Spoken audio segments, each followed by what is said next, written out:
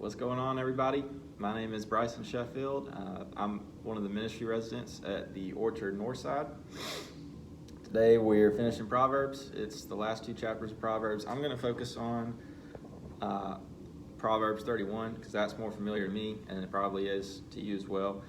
There's a few verses in here you've probably seen in boutiques around the South or on cute little notebooks or backpacks or t-shirts or whatever, and it's verse 25, and it says, "She's clothed in strength and dignity."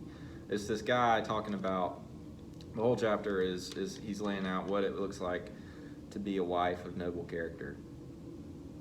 So it's just this list of attributes that his in his brain, the ideal wife, what they would exhibit and possess.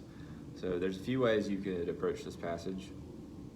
If you're a guy, you can read this and see, oh, she's in the kitchen, she's cooking, she's cleaning, she's taking care of the kids. Yes, of course, this is obvious. Thank you for justifying, us and putting the guys where they should be and the women where they should be. That's completely false. You'd be doing yourself a great disservice if you read it that way, and you'd be tuning out a lot of what this passage actually has to offer. If you're a girl, this may stir up a sense of guilt or shame.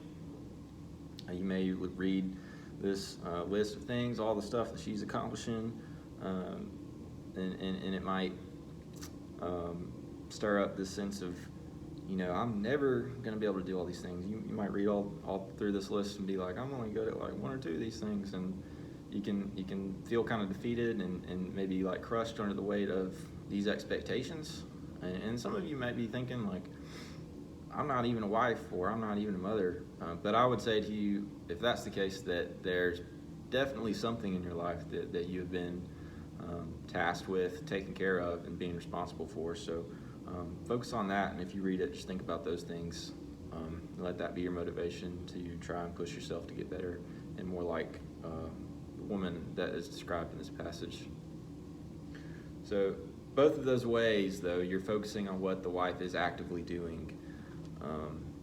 Incidentally enough, this book is full of standards that we're not ever going to be able to fully live up to. The whole Bible. So if you're feeling like you can't live up to those standards, well, that's where grace comes in.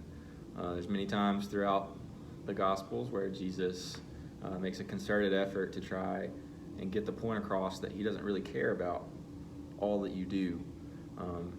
He cares more about the posture of your heart. So I would suggest rereading this passage through the lens of that, through the lens of what are her character traits that are laid out here, because that is what's going to be that's what is her primary motivation to live out and be successful in all of her fruitfulness, her actions that she has that you read about. So just a few things I noticed.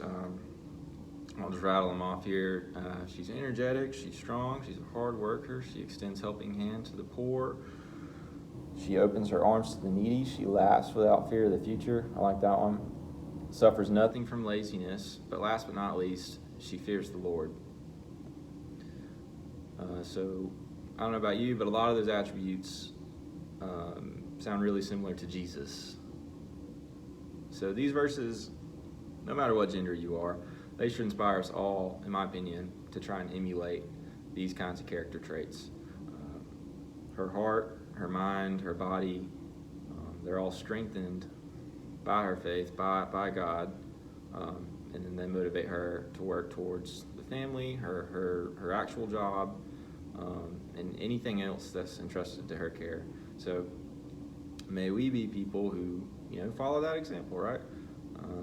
May we live a kind of life that flows from our faith first, and not only will we be blessed, because everybody wants to be blessed, but then we can bless other people like she does here. So that's all I got. Thanks for hanging out. See y'all next time.